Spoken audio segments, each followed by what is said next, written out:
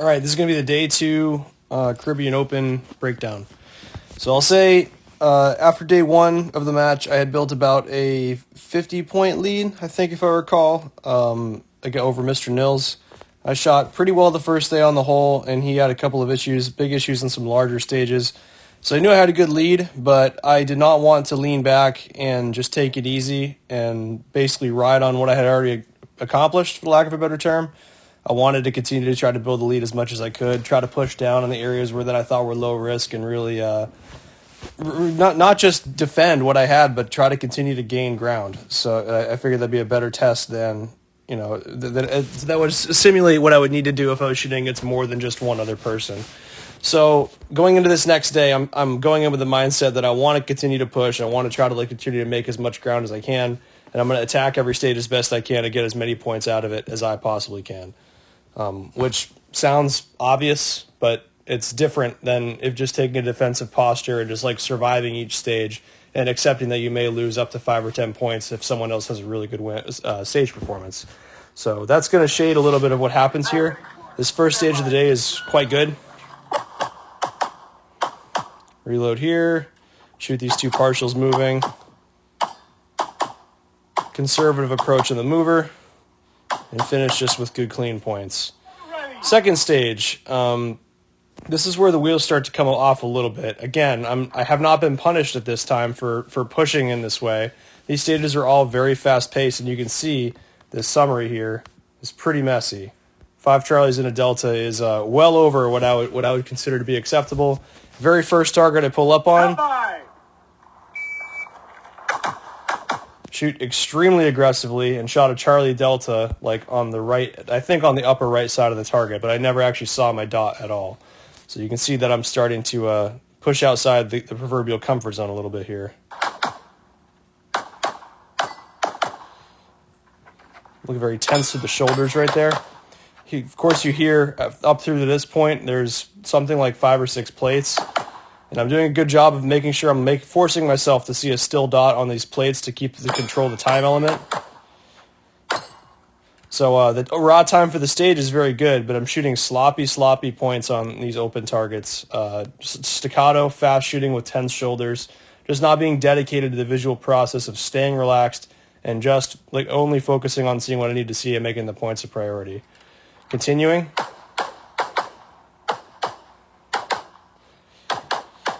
And we see have to come back to pick up a shot that I punched through the corner of this wall right about here on this entry target. So somehow this stage still ends up being the fastest raw time for anyone on this stage, probably because I really did a great job time-wise of controlling the top half of this by being clean on all the steel.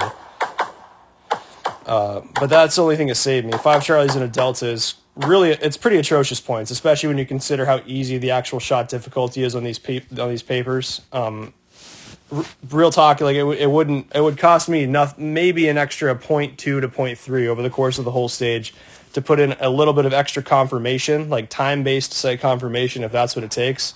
And that wouldn't have even been necessary. All I really need to do is just be dedicated to seeing a spot on the target, and I could really achieve the exact same raw time while getting 2 or 3 Charlie, as opposed to double or triple that. So I'm frustrated after this stage. I'm not going to lie. I'm looking at this pickup shot, this preponderance of dropped raw points, and I'm thinking, okay, this is not good. This is not necessarily what made you successful yesterday. We need to try to get back on program and get back into points mode and just allow the time to be what it's going to be. Be aggressive on everything else except the actual shooting part. We go to this stage, which is pretty good. This is missing a little bit of context here, but basically you start in the middle and draw to shoot this activator, this open paper, and then a deep to close paper here. And in the back of the stage, you can kind of see what's going on a little bit. I've already activated this swinger, and I just now, when you hear this ding, activated a second swinger. And I'll be hosing down a whole bunch of easy paper in the middle. Ultimately end up dropping a Charlie Delta on this swinger, which will be the very last target that I shoot. Which, it's kind of a thing that can happen. It's a very good test of spot focus to be able to pick a spot and track it on a swinger like this. If you look at the last 2 shots on the stage, You can kind of see like how much tracking is going on. Playing this again in forward. Shot 1, shot 2. That's a really big track right there. And you can see I immediately pushed the gun back out because I didn't necessarily like what I saw. But at that point, I was confident it was on paper, so I didn't want to leave it. A delta on a stage is this small is pretty hurtful. But of course, it is also a hurtful, like, you know, ego-wise for me, just because the shots are not that hard. I'm trying to get back to where I was. So that hurts the factor, but ultimately that's the thing that can happen. So I'm trying to not be discouraged by this. Ultimately, this was still a really good raw time as well. So just kind of survived this stage. There's another stage. You can see the summary in the bottom corner here. 16-round stage with 2 plates and, again, 5 Charlie. I ended up having, I think, 3 Charlie across the 2 swingers in the stage. And then I know that I had 1 at the partial in the end and another one in this target right here. So, again, just being transitionally undisciplined to allow myself to do a little bit of extra confirmation necessary to see everything. Kind of still stuck with my foot on the gas a little bit too hard. Again, right here, what you're going to see is I'm drawing, turn into a wide transition to activate the swinger you'll see later in the stage, then turn into here, double this activator to get it going, shoot a partial right here, hit this guy, basically moving on the way up after reload that I did for insurance purposes, and then I have to take a third pass on this just because, or a third shot on it just because I wasn't liking what I was seeing, and still didn't really have what I needed. So compared to the other guys in PO, I was about a half second back and not very good points. So this was not a very good stage. And again, this is mostly for a lack of conviction to just follow the visual process, especially on the static targets. You know, when sometimes you have pickup shots on swingers or bad hits on swingers, that's a thing that can happen. It's still the same test of spot focus and, you know, confirmation commitment type of thing. But it's that's obviously when you shoot hard targets, sometimes you can get bad hits. So I don't like beat myself about that as much as the static targets. But this is still not going necessarily how I want to. And again, more of the same. We see the summary, completely disgusting hits. You'll see this looks very aggressive, and the hits reflect that.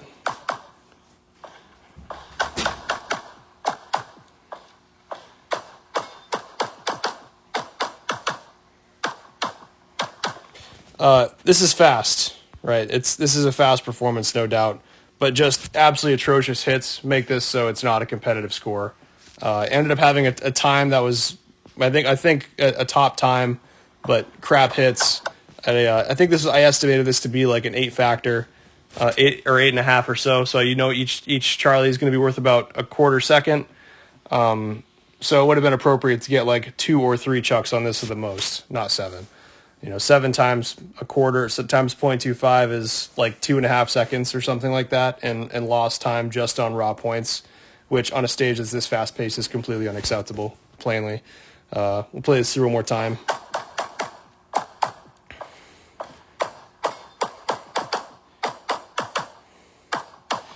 Yeah, I'm just pushing right there. That's all there is to it. That's not good. This is the first stage after lunch. Again, I'm aware of all these strategic adjustments that I'm wanting to make at this point, and you can see on this stage the summary is quite a bit cleaner. I've had a little bit of time to sit there and be disgusted with myself, so I have a little bit more conviction to follow this process. Right now I'm feeling a lot more calm, like, all right, just get it together, make the priority getting the hits, and everything will be okay. So on this stage you'll see a pretty conservative approach in terms of like the aggression level, especially shooting these easy paper, but you'll see a lot of control and discipline on shooting these steel, which ends up making the time very competitive, and I have very good hits. Open paper, plate, plate, open paper, plate, plate.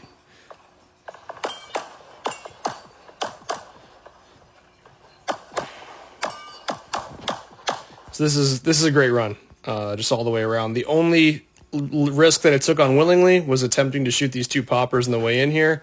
I hit the first one, missed the second one, which ends up being cost neutral. Of course, it's better if you can hit it and connect on it and have one less target to shoot once you stop. But these sort of speculative investments, you absolutely have to take. You have to be willing to take on a little bit of risk on this, because if you wait to stop to hit them, on a top level, you're already going to be behind. The best case scenario is worse than the worst case scenario if you try to take them moving a little bit. So this pickup, I'm not mad about at all. Very good run. This is a super, super awkward stage with a absolutely critical error that I end up not getting punished for at all. You see, I have perfect hits, and it ends up being a good time. But draw, load the gun, and this whole thing is just a series of crappy positions. So the first target is a deep lean. The final target I shoot is going to be shot through this window right here, and it's off screen off to the right. My plan was to draw and shoot this target and then step my left foot to basically, so my right foot would be right here, my left foot would be right here as opposed to right here. And then I'd be shooting that target through that previously mentioned window right here from that foot position with basically my base wide like this.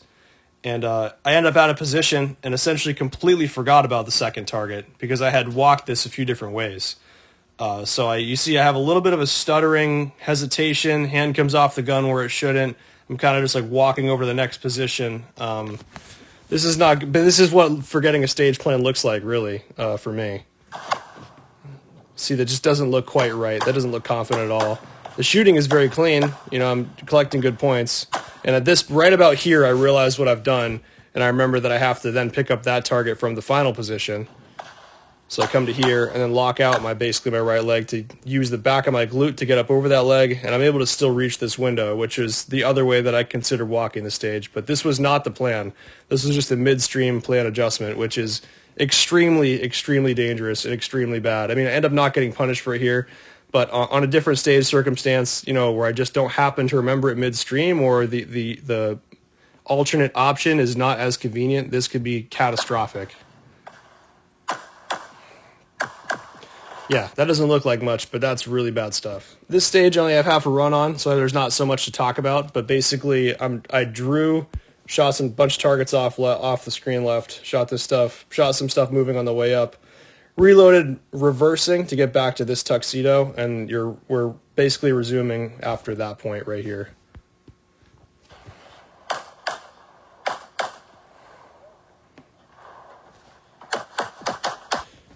This is annoying to have an extra shot on a Charlie right here. That ends up being cost neutral. Like at the time that the Charlie has been hit, the extra shot didn't cost me any more or less based on the fact of the stage, but to me that's not the important thing to be aware of. It's just clearly the eye did not get there ahead of the gun. I just whiffed a shot on the way in, and it was a Charlie. And you correct those problems through training by beating the gun to the target with your eye, not by worrying about the contingencies of whether it was mathematically worth it or not. So this is a bit aggravating. Still good points at the stage, so it ends up not really costing me so much. And this is probably one of the largest and most intimidating stages in the match. At this point, I know that I only have 2 stages left. So if I survive this really big stage, I basically have the match won. So I take a pretty conservative approach on this. I'm going to draw and shoot 12 shots pretty much from the same position, including these 2 partials you can see in the back that are about 12 or 13 yards. And the rest is, you know, I'm tense and I'm nervous on this stage. So there's a couple pickup shots on steel that are definitely caused by just hand tension and wanting to see probably more than I need to see, and then just getting antsy. So this performance is kind of shaky, and it's not the best, but you can see the actual points lost on it is not really that bad. It's just not a confident-looking performance, but I know all I need to do is survive this stage to win, essentially.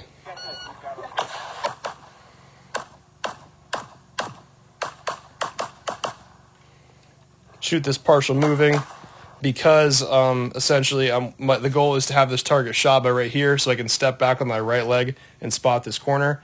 The next target I'll be shooting is a plate that's way off screen right over here, and I essentially need my right foot to land in line with this fault line right about there in order to make it so I can see that aforementioned plate, these 2 paper, and then set myself up nicely into this next array with these 2 plates from off screen over here.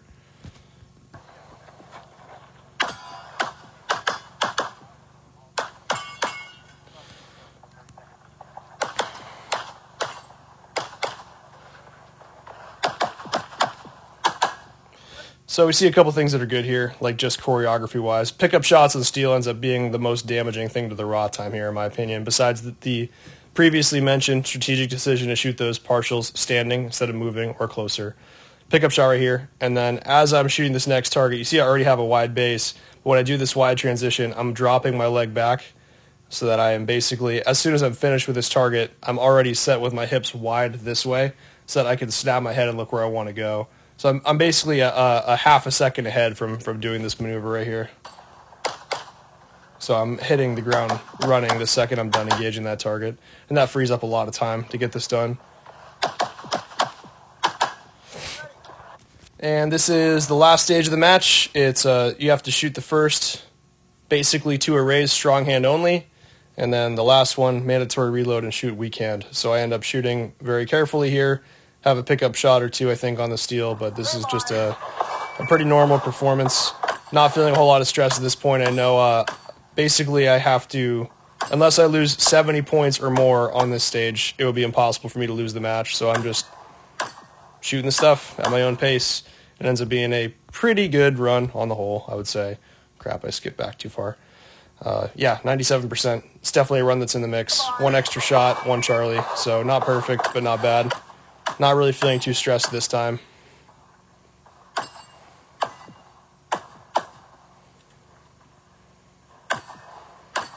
Pretty good. Not perfect, but pretty good. Hopefully this video is good for you guys. This one I think was a little bit more interesting to talk about than the first half, just for the fact that there was a little bit more adversity in this part of the match for me. If this is something you're interested in, I do these sorts of video edits for people pretty routinely as a part of my e-coaching service.